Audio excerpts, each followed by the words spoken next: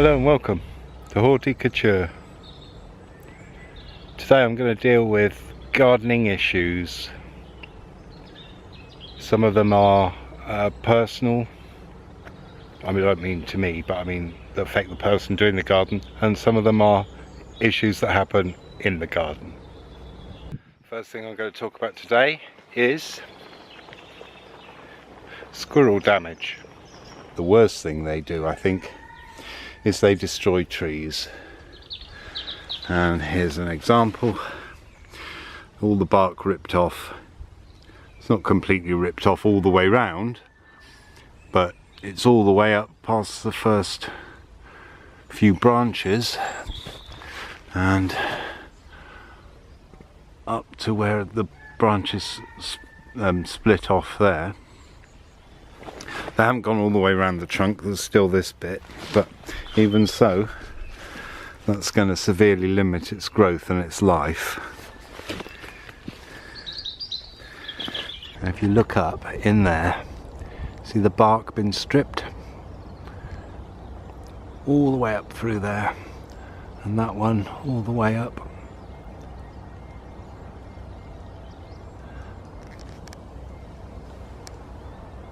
Really horrible.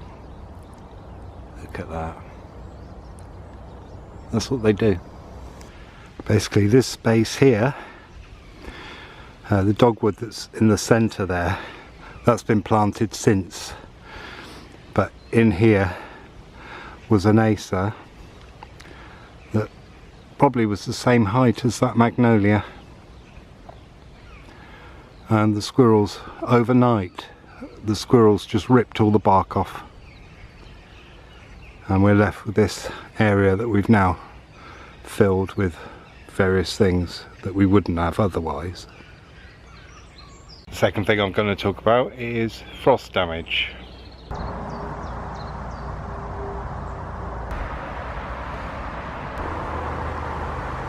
The top of this box, all of it has been frosted. You can see it from its white.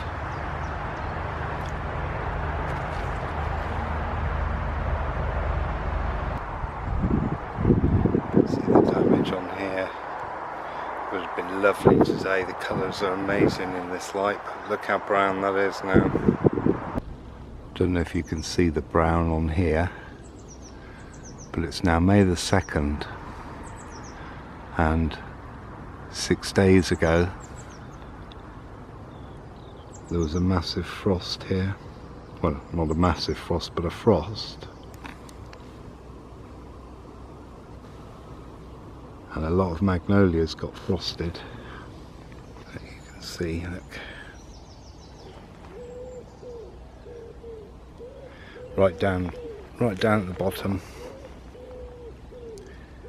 And what we think is, because it was very dry, and it's been dry, apparently there's only been 10 millimetres of rain in April here, because it's very dry.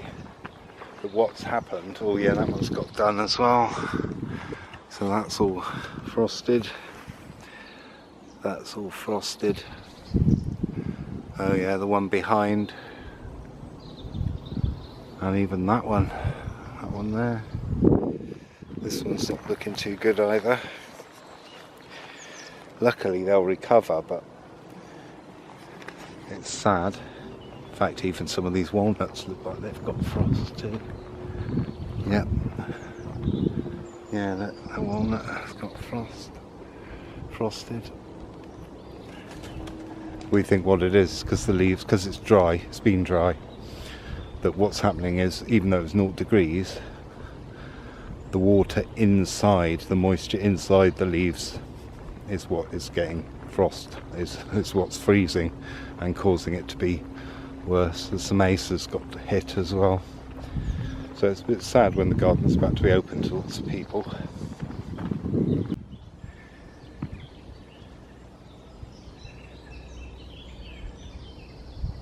And look, even these heuchera leaves have got hit. It's certainly, I'd never heard this term before, but apparently in South Africa they call it black frost. And it is, because it's dry, everything's dry, then suddenly it goes very cold, literally overnight. And it was literally overnight last Tuesday. And it was the snow when I went to my job the next day was it was like ice, snow like ice. It disappeared quickly, but even these have got done just on the tips of the leaves there. Luckily, I think everything's going to recover. There's one or two that may not, but you know, it's a small amount considering what's been hit. It's the first time I've experienced that. And here are a number of other issues. Well, it's autumn here now, and we have had some changes. There's been a tree moved from there, and I'm in the middle of digging this hole. You can see the amount of stone that comes out. There's another one to be planted there. This Daphne's just been planted because I've already done that hole. And here's the Acer I planted on my first day back, which if you haven't seen the vlog of that, go and have a look, because that shows you exactly what I go through. Well, yeah, what I go through to dig every hole of the trees that I've planted in here, which are dozens, probably hundreds over the years. Okay. Now also there's some trees missing, you can see up here, the wood on the ground, and in here we've taken 3 out yesterday, all because that space there where you see the pyramidal box, well, just before there, that space was taken up by a pine, and there was also where that Acer is down there that I've just showed you, that I did the vlog of. That was a Bhutan pine, and both of those became diseased and had to be taken out. So that created space, which means everything else gets rearranged. As you know, if you buy a new chair for your house, you need to rearrange things to fit the chair. So yeah, there are more to go in there. So yeah, so that's an autumn job.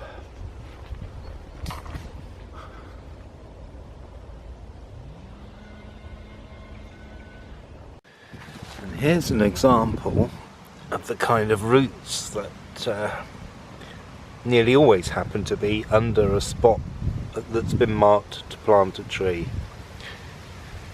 So somehow I'm going to have to get that out.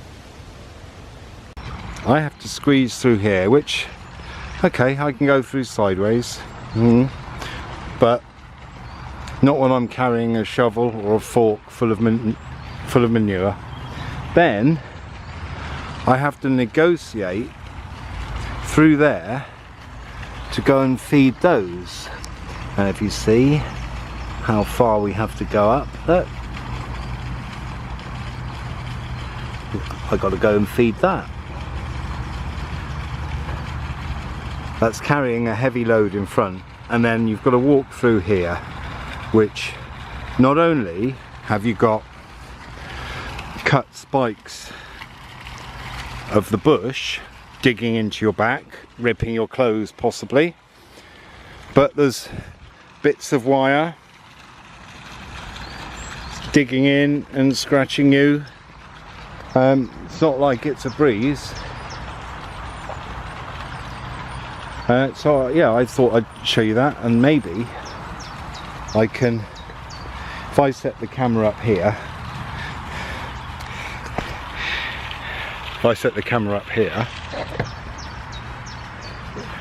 you could see it with your own eyes what I have to do. So let's get it set up. Okay, we're on. You have to hang on a few minutes while I go and get the spade. Cool.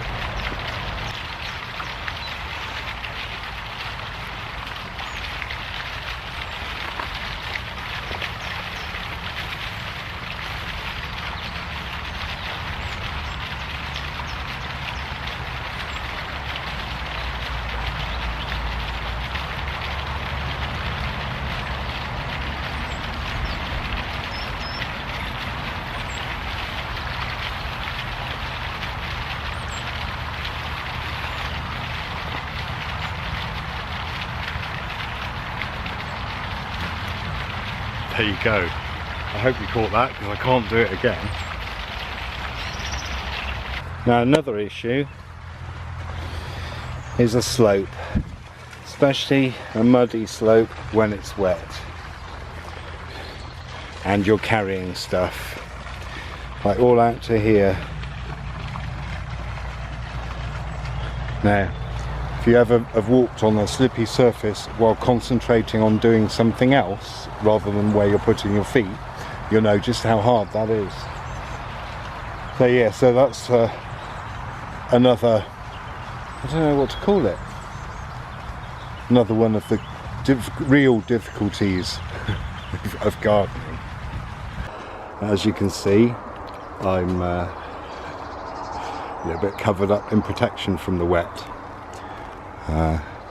so hopefully that's alright. If you see, I've got my contraption waterproof. It's the worst weather that it could possibly be today. It's been hot, or hot for England, which translates as too hot for me. It's been over 20 degrees, sun out, dry for ages, and then we've had a couple of days of rain. So basically what that means is it's really muggy as well. So you're wearing waterproofs and you're getting hot inside. Anyway, that's not what I'm going to talk about today. I'm going to talk about various work practices if you work in a garden with other people. Even if they're doing slightly different jobs to you, or even if they're doing this similar work, consideration for other people who work with you is really important. Now, one of the things that is, you know, I mean, yeah, it may seem a minor thing, but here you see this cart has been left standing, these have been left standing, so they're all full of water. Now, that means to use them, I've got to empty these out. Now, sometimes it can rain really heavily and it will fill these. So you know, if you come in and you're all dry or whatever, or you have an accidental spillage, and you know, you get yourself soaked through someone else's inconsideration. So if you're going to work with other people, make sure you leave the barrows tilted up so they can't fill up with water.